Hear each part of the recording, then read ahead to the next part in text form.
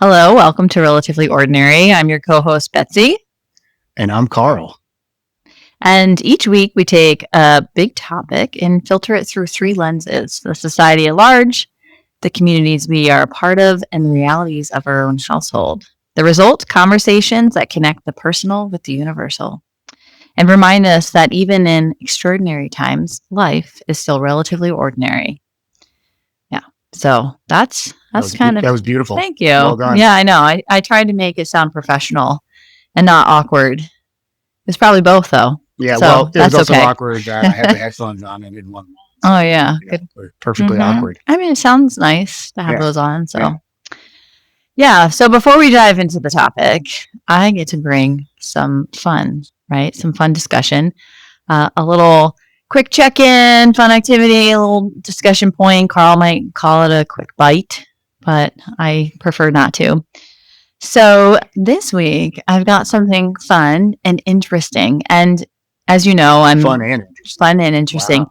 Yes, you're going to learn something potentially, or maybe you're going to surprise me with your knowledge. It's Saturday, base. I don't want to learn. Yeah, well, too bad. We learn all the time. So this topic is related to anatomy, and I love anatomy, but this is not an area of expertise for me per se. It's not an area where I've studied anatomy. So the question I pose to you is, do you know the location and shape of the clitoris? It's on your body. Okay. Well, it's on all females' bodies. Just putting that out there. Not on my body. Yep. Okay. All right, that's accurate. Way to start. Shaped sort of like a bean. And it's like above the vagina and underneath the labia. I think there's a piece of anatomy that covers it, like a hood. Okay. So, yeah. I mean, do you want to point to it? No. Do you want to draw a picture? I like hearing you elaborate, because parts of that are correct, but I would say that you are not alone in your underwhelming understanding of the anatomy of the clitoris. Jeez. Sorry, I know. Come on. It's not really a test. I think it's a way to illuminate more, insight into what is truly, the anatomy of a clitoris. And, most people, women, this is true for women, and I'd say for myself. I mean, I had somewhat of an understanding, but I kind of did a deep dive this week, and I won't elaborate why. Wow. But it was all for the purposes of learning. Yeah, this is a family podcast. Yes. No, it's not. I mean, it's about family. It's about family, but no, this is kosher. I think I would talk about this with my kids. In fact, I was just thinking about your deep dive. Yeah, anyway. Yeah. So if I could share just a quick summary, what you call the bean is the external part, which is the smallest portion of the clitoris. And if you actually looked at the anatomy of it, the internal components, because that's just the external part of the gland, which has up to 8,000 neurons in it, or nerve endings in it. So it's just like my brain. It's very sensitive, and it is the most sensitive female organ to pleasure. But the internal portion of it includes a shaft, and then, it sort of divides within the female into the pelvic floor area. And it's quite large, and it looks quite a lot like a penis, and it gets erect like a penis and has very similar tissue to a penis. So I think it's something you could, or maybe we could study more. But I think when we, that topic, I think, is not explored enough. Male anatomy is easier to see, you're saying and has been not explored enough. No, I mean, I really mean that. It hasn't been researched enough historically. And, I think part of the reason is that male anatomy on all species is typically easier to access and research. And there's just an underwhelming amount of knowledge on the clitoris, but it is just as much a fascinating organ on, all species, on all mammal species. So Anyway, that's not the point of today's topic, but I thought it would be an interesting. Maybe it is. Oh, Maybe could it be. is. We could return to it. Maybe. Okay. Well, I don't know. That's true. You're bringing the big topic. That would be crazy. The like telepathy crazy if it had anything to do with that, because we did not discuss. You didn't know what I was throwing at you, and I have no idea what you're throwing at me. So, great opener. Okay, you approve. So, yeah, I mean, it's not explicit and direct, but let me get to today's big topic. Okay. Are you saying what I did was explicit and direct? No, it's not explicit and directly connected to the big topic. Oh, gotcha. But you'll understand in just a moment why maybe it is. All right. So today's big topic is joy. Joy. Okay. And happiness. The emotion. Okay. Emotions. Right? Gotcha. So, and what I'm going to use to kind of tee this conversation up is information from the World Happiness Report. So this is a survey that Gallup runs in coordination with the United Nations. So, and surely you've seen this. It basically ranks 140 countries worldwide in terms of their relative happiness. Okay. And one country continually comes out on top in that, and we'll get to that in a second. Ooh, are you going to make me guess? So first of all, we'll talk about the criteria for measurement, right? Because happiness is obviously emotion, it's subjective. So how do you turn this into something that is a little more objective, right? So the criteria for measurement in this survey is economic security and wealth, measured by GDP per capita. Healthy life expectancy. So not just how long people live, but how long do they have health span. Social support. So how much can people rely on someone to support them in tough times? And that someone could be family, it could be their community, it could be, social safety net from a government perspective. The freedom to make life choices. So, it is about personal freedom, but it's freedom like, hey, I can switch this job and go to another job. I can live in another place I want to live. I can marry who I want to marry. Freedom of speech. Choose when to have kids, freedom of speech, those types of things. Generosity and benevolence. So this is about giving, volunteering. How much do people give back to their community? How much do people help strangers? Just doing good. And then perception of corruption and the level of trust they have in institutions. Gotcha. So people in this survey are asked to rate their lives in relation to these factors from 0 to 10. Okay. And it's really the way that the questions are designed is to be much more oriented on how do you feel kind of in the big picture, not just like in this moment, right? Because everybody kind of, happiness is very fleeting at best and kind of mysterious and elusive at worst. So it's really more designed to, figure out like long-term life situation. How well situated am I? How good do I feel about my prospects for the future? Yeah. Right. Okay. So all makes sense so far? Yes. Okay. So let's talk about the top ranked countries and why. So, are you going to give me the countries, or do I get to guess? Well, you can guess. Go ahead, guess. Give me. Okay. So there's 10. Ooh, so there's 10. Okay. Well, my brain goes to smaller countries in northern climates. So I'm thinking like Norway, Finland, Sweden, perhaps Iceland. Yep. So Norway, Finland, Sweden, Iceland. I got 4 of them already. Other northern country that you didn't. Well, it's a couple of countries. Yeah. Well, I'm thinking of places in Eastern Europe. Maybe Ireland and Scotland. I don't know.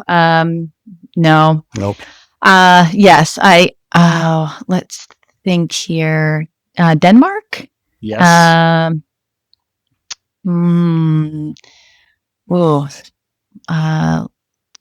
Netherlands. Yes. Oh, I'm getting good at this. Okay. There's only one other country in Europe.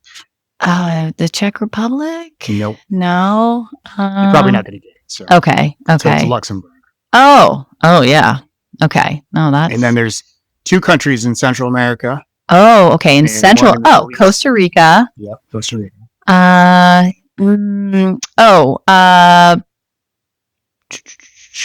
I'm forgetting the name of the country. It's right before you would hit If you're forgetting South. the name of it, it's not correct. Oh, no. Oh, well, you're thinking of Panama. Panama. Yeah, Yeah. Panama's a good guess, but it's not Okay. Panama. Mexico. Yep. Really? Yep. I surely ruled them out. Yep. I was thinking Guatemala or Belize. And then you said where else? There's one in the Middle East. Well, oh, okay. Which, you know. Turkey? No. No. One of the stands? No. No. I don't say that. There. I mean, Afghanistan, I guess, is Middle East, but I don't know. Yeah. Central Asia. I don't know. Israel. Get out. Okay. I mean, in spite of what's happening there right now, I don't know. Israel is generally a great country. So, so the common threads, some of the common threads are strong social safety nets. Okay. High trust in institutions, low corruption. Okay. Good work-life balance and vacation culture. Yeah. That's important. Smaller wealth gaps, less status competition, which is interesting. And strong community connection. Social trust, shared meals, civic life. Okay. And one thing that's interesting is when you look at like Costa Rica and Mexico, they are much lower on the GDP, but they still make this top 10 list because there's great kind of social connection and adhesion and family life there. I mean, it's all relative, right? Yeah. I mean, we were talking about this the other day, that wealth is relative. So, if your environment feels supportive and you have some equality, in a sense, jobs, healthcare. Yeah. So that it just makes you feel more content, I believe. So the U.S. comes in at 24th on this list, and this is the lowest that in the 13 years I've been doing this study. So lowest the U.S. Okay, and this is out of 140 countries. 140. Yeah. Okay. And so some of the factors that are contributing potentially to why the U.S. relates. That is so puzzling. Yeah. So some of these things, right? Loneliness and social isolation. Fewer people reporting close connections, people eating meals alone, not connecting, going out and socializing. Young adults are struggling the most. Yeah, like I'm not surprised. Depression. I could elaborate on that. Yeah. Not surprised. Yeah. Trust in institutions is low. Oh yeah. I mean, kind of not very hard to see why that might be. I'm a fairly optimistic person, and I'm losing trust. Yeah. And then of course, rising costs, healthcare, housing, education, declining economic opportunity for a lot of people. And so even though, the United States is and continues and will continue to be for some time the wealthiest country in the history of the world. We know that money does not equal happiness. Money does not buy happiness. So let's kind of start there at kind of the big picture level of our country, the United States. How much does that resonate with you? It sounds like already it does resonate with you. And then, what needs to change? So just that data, how does that resonate with me? Is that the question? Well, first of all, let's unpack, what is most important. Is happiness and joy the most important? I think, yeah. I mean, this is more opinion based, but if I were to think about life, liberty, and the pursuit of happiness. Yes. And if I were to think about the importance of financial security, there needs to be some financial security, but that to me is not the most important part of having, a happy, healthy lifestyle. So I would say I'm not surprised on a national level that people are feeling this way. I now know why you didn't necessarily want me to dive into the methodology of this survey because I'd be curious of the numbers. No, that's a different podcast. I will listen to. Okay, so I'll just go with the flow here and assume that this is good data with solid methodology, and they have previous numbers to compare to. But yeah, I think on a national and even global level, I agree. It makes me pause because we're, raising children who are going to be young adults, and part of that 20-something demographic who are surely going to struggle. And while they're struggling, we're probably going to struggle as well because we're trying to support them. more now than ever. And what's most frustrating, I think, is that there are some easy fixes to this. I don't think we can role model off of the countries who have a high ranking joy and happiness, because there are certain elements to how their countries operate and who they are as, a demographic that we just don't have.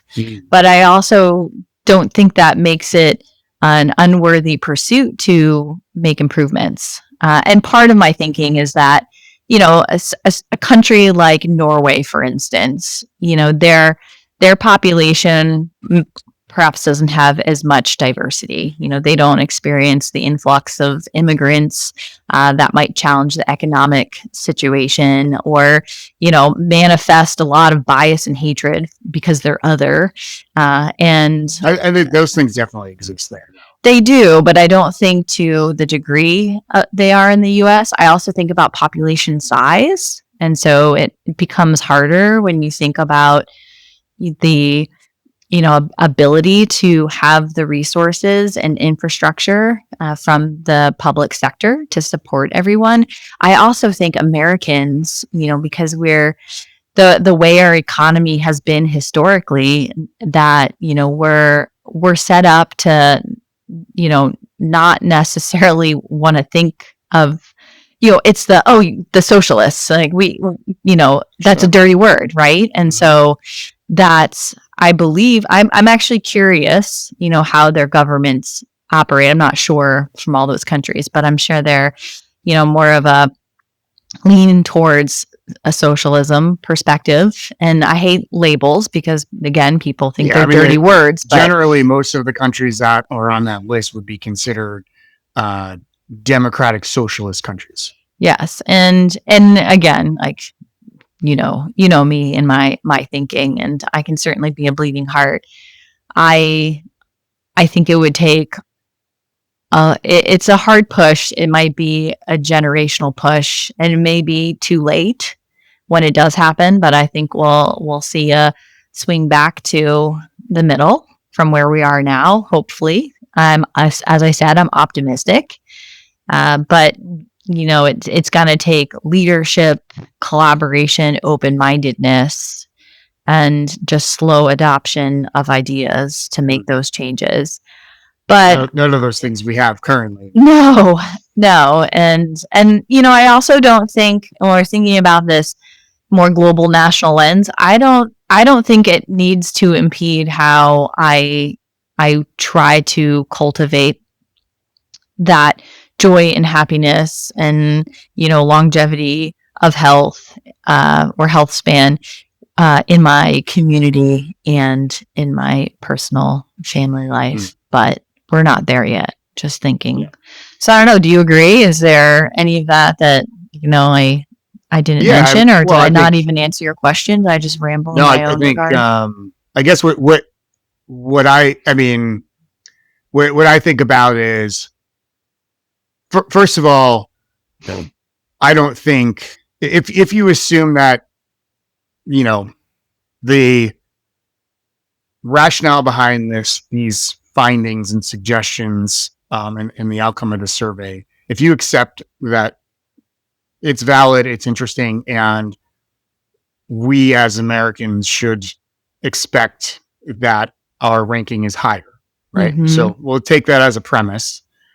Because of our financial security and power. Yeah, given the the immense resources we have, the immense wealth we have, the access to the ability to improve people's lives, and it's, again, it's like in the Declaration of Independence, like life, liberty, and pursuit of happiness. Like this should be something that is paramount to the country and how we live our lives and how we set up our institutions and govern and all of that.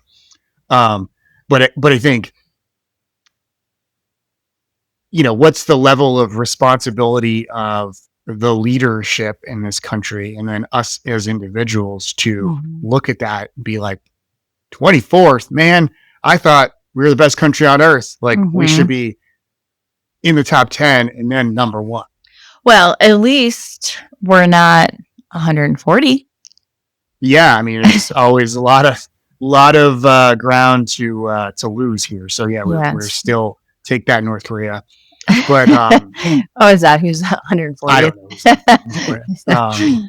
Uh, I can take a guess, but we're not here to talk about that. We're here to talk about joy. So Yes. um, Well, you know what? I think one thing we could probably do to share a message to promote joy is helping people better understand the anatomy of the clitoris and yes, how well, it functions. that's why it was a great opener, and I'm surprised it didn't make the list. Clearly, that wasn't part of it. It's one reason why the methodology is flawed. Yes. But we can presume that people in Luxembourg and Costa Rica know how to find the clitoris. Yes.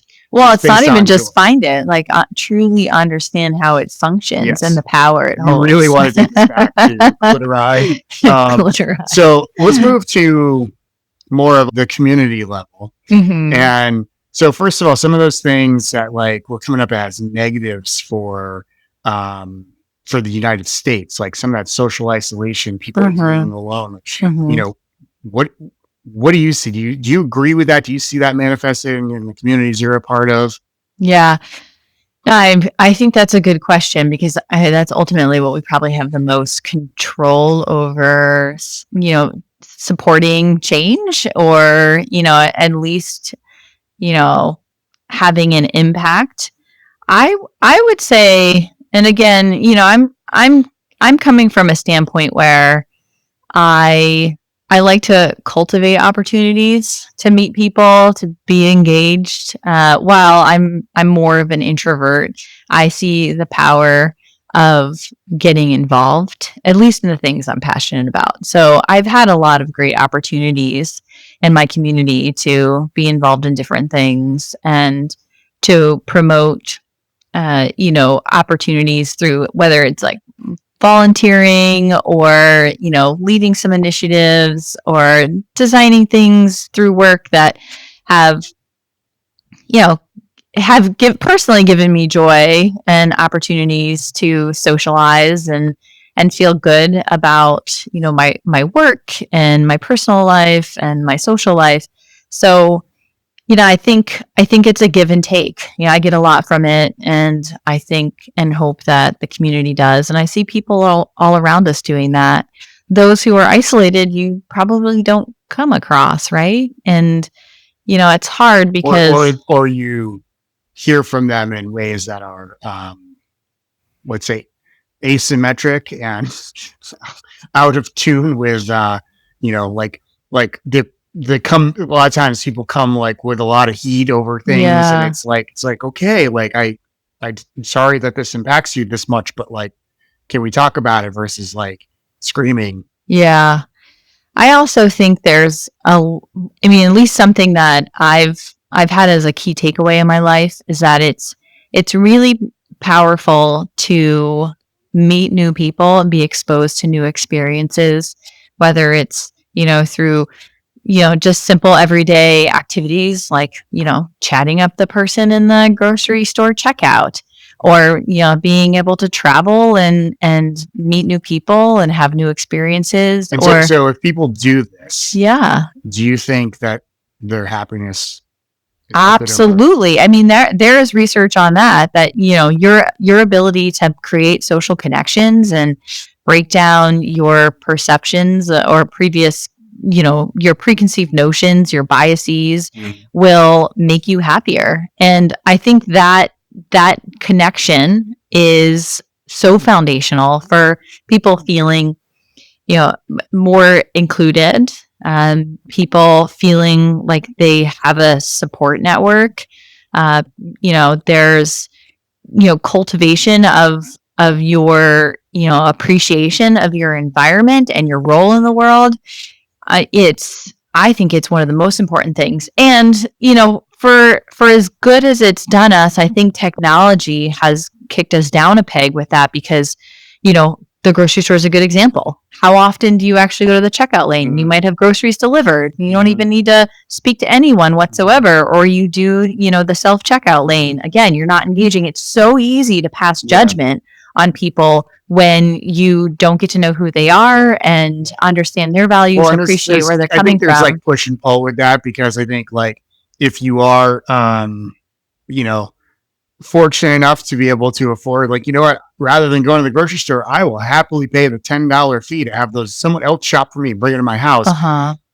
You open up the opportunity to have social interactions because your time is freed up, right? That's true. You can spend more time having a Mhm. coffee with a friend, or, you know, going for being part of a jogging group or something like that. Yeah, if that's your inclination. But the trade-off with that is more of, okay, well, I'm choosing the people I want to be with versus I think there's just always some value in sort of like, you know, the commons, right? Yeah. Like common spaces where I have to go and interact with people in my community who, you know, I don't get to choose who I see and who I interact. So I agree with you. I think some of that technology can be a little dehumanizing, even as it can free up our time to, you know, do things more valuable to us.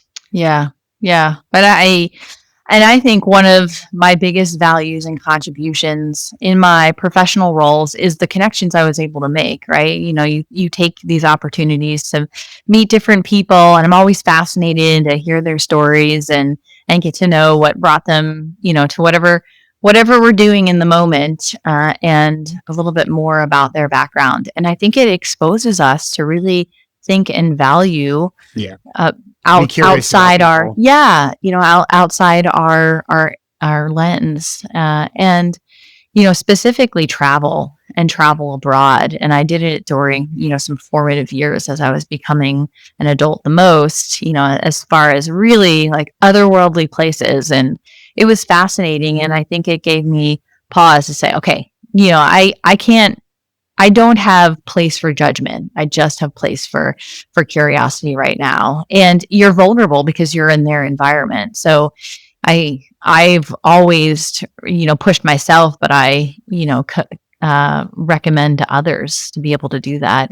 I'm always thrilled when we have students who come from other parts of the country, you know, and travel to our state and really get to explore what we're about, but we can also learn from them. You know, we're an area where people often come to vacation, but you know, it's temporary, and people who come here and live here, you know, you can see there's different pockets of our country that have, you know, different types of culture and community and resources. And so to be able to share that and open people's eyes to it and learn from them as well is really, really great. Well, I think, you know, when you do travel around, even our state, never mind the region or the country, you can appreciate subtle differences even within your own, you know, culture. And I think like one of the challenges I think we have in the United States, and we need to just be honest about, is I think we try to create this myth that there is a single American culture. And in fact, I mean, there is thousands of different cultures and subcultures kind of within this country. And one of the things that has made this country great has been the fact that these folks have found common ground and able to, you know, live together. So I think it is important to make those connections in your own community to explore that, and then to your point, to travel and to, you know, open yourself up to new experiences and be open, even if it's traveling 40 minutes away to a different town than the town you're in, to be open to that. So to take it down now to our family, our household, our personal lives, what are some of the things that you do to cultivate joy and happiness in your life and in our family life? Oh, there's probably a lot of things, but I'd say first and foremost for myself, because that's where I have most control.